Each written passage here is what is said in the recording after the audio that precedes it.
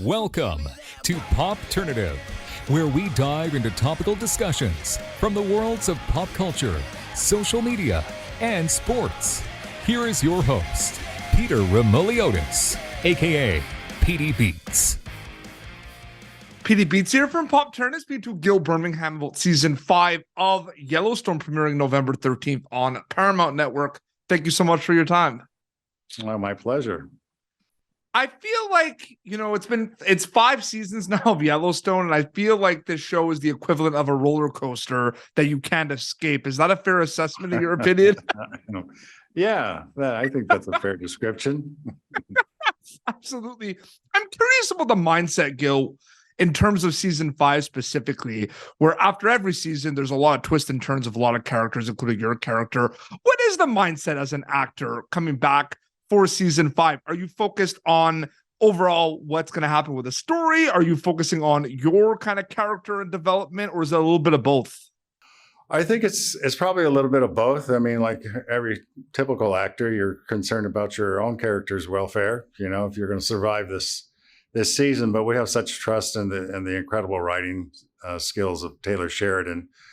So we're always ecstatic about, starting having another opportunity to start another season, explore the characters and see the twists and turns that he takes us down. The one thing that will never leave Yellowstone is the tension between the Duttons, the tension between everyone kind of involved with the ranch and everything. Without getting into big spoilers, what can you tell me about a lot of the tension that we're going to continue to have for season 5 specifically? Well, there certainly is the dysfunctional family of the Duttons. So that's still going to be ongoing. I think it's going to expand in terms of the adversarial relationships of all the parties involved with market equities and the native reservation. And John Dutton, finding himself in a position of leveraged power to be able to make policy changes and not really wanting to be a politician. So, it's going to be a very singularly focused objective that he's operating in, and we're just going to have to reassess all the other parties. I'm sure it's really fun playing characters that are kind of just thrown into all these situations, right? Is that like one of the best? Is that almost like a challenge as well? Like kind of thrown into a lot of the situations where like, it's okay, how would this react if this was a real person? You know what I mean by that a little bit? Yeah, it's a lot of problem solving, and an interesting moral ambiguity, I mean, the kind of people that each party, represents for themselves. I know for the Native community, it's particularly difficult because we're also, trying to subvert the marginalized kind of imagery that's been portrayed in the community for so many years. And now we've got an authentic and contemporary piece to really explore the reality of what Native life is like as a power agency and somebody that's got something to really operate with. No, absolutely. And I wanted to also ask a question about one of your castmates and colleagues as well, Mo Brings Plenty, who I've interviewed on my show before. What's it like working with Mo and a lot of those scenes that you've had? You could talk about, past seasons more currently. What is it like working specifically with Mo on Yellowstone? Well, I go back probably, how many years was it? About 12 years since I've known Mo. And then, of course, he's got elevated from strictly my driver to now basically my right-hand man. But he's such a great cultural anchor, for Rainwater, because Rainwater wasn't raised on the reservation. But Rainwater's utilizing the education that he's been afforded to operate in the system to reclaim the land that's been taken. And I think the moral issues involved in that are quite diverse as well, because we've got Angela Blue Thunder, who's really kind of more of a militant approach to it. But the Native qualities and value system is really about compassion, love, and respect. So it's a tight road to walk. Seeing those kind of arcs between, your character and Mo, is it really interesting to see it from like the script and then transform onto the screen? Is that like one of the best things also being a storyteller, seeing it kind of come to life essentially?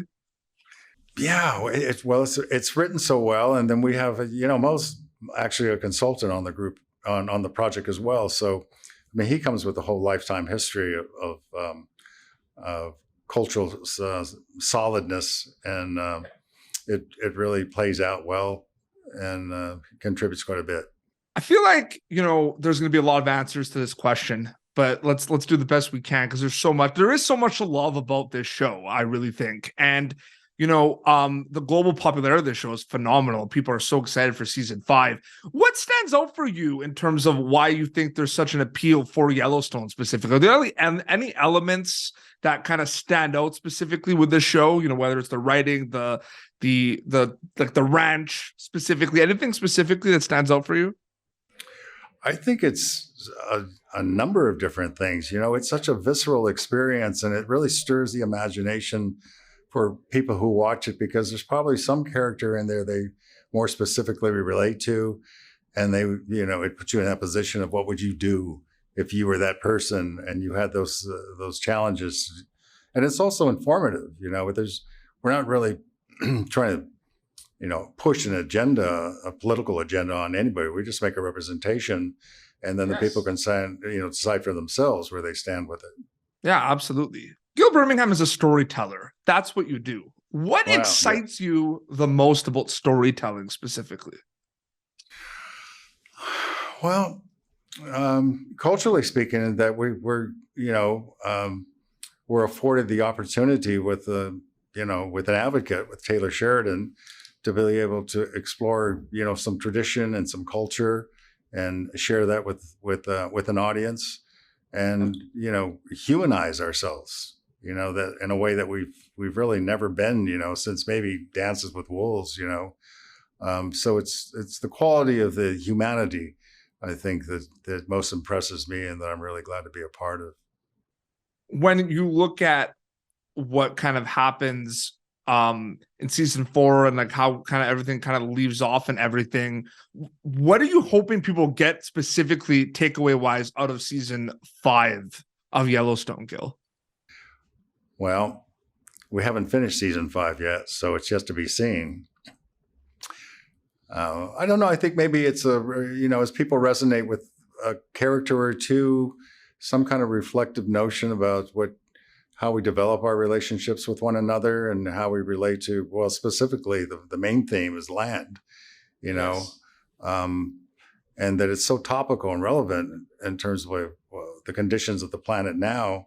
And I would hope that people understand that this is the only planet we have, and there's a lot of destruction going on with it, and we better revere that and connect to it. Yeah, no, absolutely. Season 5 of Yellowstone premiering November 13th on Paramount Network. Gil, it was an honor and privilege to speak with you. Thank you so much for your time. My pleasure. Thank you. Thank you for tuning in to Popternative. Make sure to check out our past episodes of Popternative on YouTube. Be sure to like Popternative on Facebook and follow us on Twitter. This has been an Autograph Communications production.